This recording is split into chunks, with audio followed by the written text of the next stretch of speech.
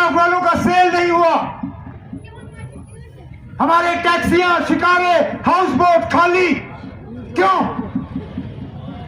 क्योंकि पहलगाम में हमला हुआ। यहां की सिक्योरिटी का जिम्मेदारी किसके हाथों में? मेरे हाथों में नहीं। मेरे हाथों में होता, हमने कभी इस तरह के हालात जम्मू कश्मीर में बनने नहीं दिए। 6 साल में वजीर आला रहा।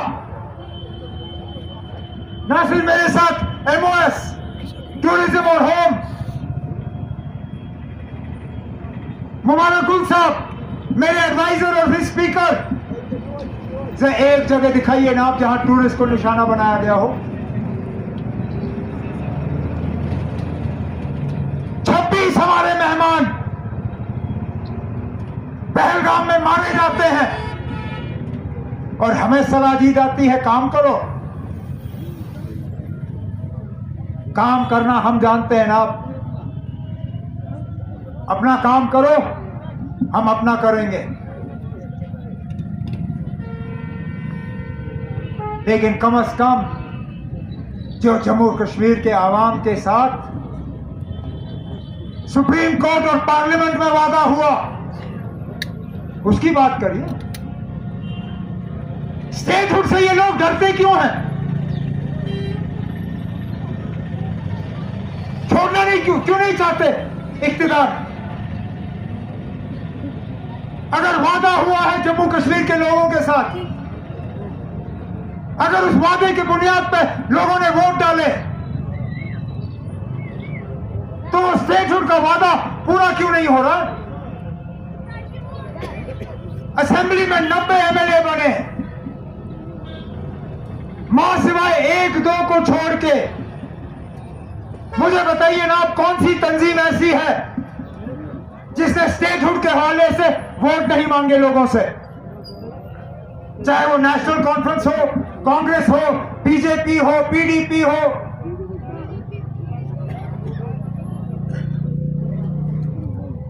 उस वक्त लोगों को इलेक्शन में लाने के लिए कहा कि इलेक्शन के बाद स्टेटहुड दिया जाएगा। आज कहते हो थोड़ी और देर इंतजार करो। बताएं कब तक?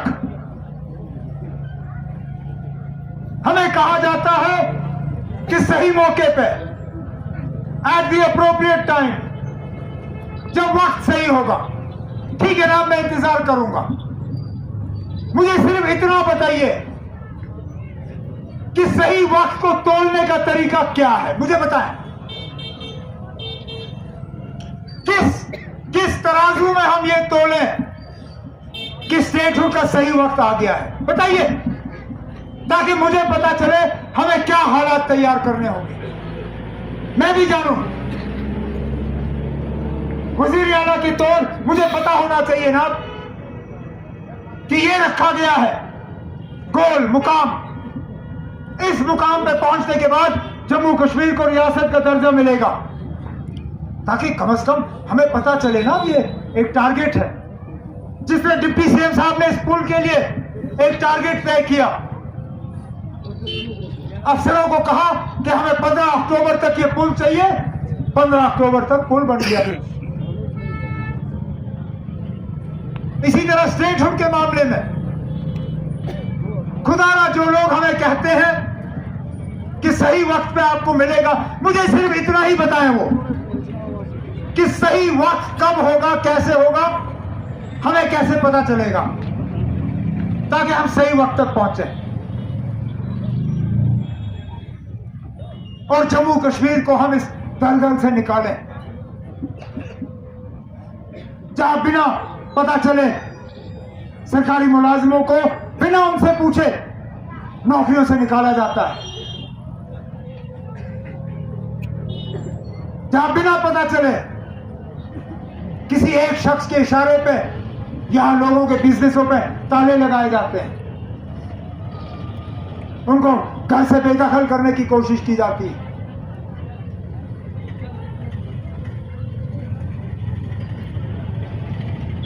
ये पुल इस बात का सबूत है कि हमने जो वादे लोगों के साथ किए हैं, जम्मू कश्मीर की बेहतरी के लिए, यहाँ के नौजवानों की बेहतरी के लिए, तरक्की और खुशहाली के लिए और अपनी इज्जत और वकार की बहाली के लिए इंशाअल्लाह हम उन वादों पर कायम हैं। हम वो लोग नहीं हैं ना जो हालात का बहाना बना के अपने आप को जो है क्लीन चिट देने वाले लोग हैं। मैं वो शख्स हूं जहां ठीक होता है मैं ज्यादा खामोश रहता हूं, जहां गलती होती है या खामी रहती है मैं उस चीज को तस्लीम करता हूं।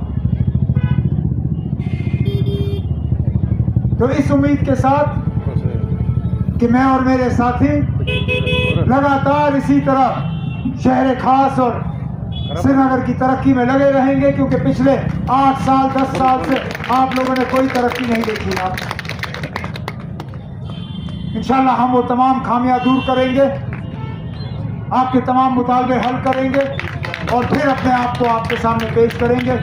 लेकिन इस मौके पर मैं कमरवारी और खासकर नूरबाग के लोगों को, शालटैंग और ईदगाह के लोगों को इस पुल पे मुबारक करते हुए सिर्फ अपने साथियों से गुजारिश करूंगा कि आप तय करिए इस पुल का नाम क्या है ना, क्योंकि मुझे भी समझ नहीं आता इस पुल का नाम क्या है।